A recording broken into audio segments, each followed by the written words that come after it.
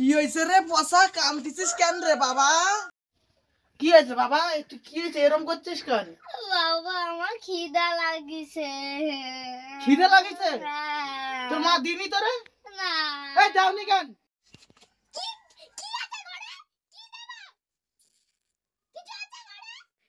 কিছু নেই? আগে বলবা না তুমি আমারে? ভিখারির বাচ্চা কিছু আছে না? যাও ভিক্ষা করে না।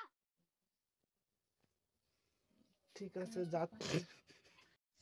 না কালি কটা ভিক্ষে করে আসি, বাজার করতে হবে, ঘরে কিছু নেই।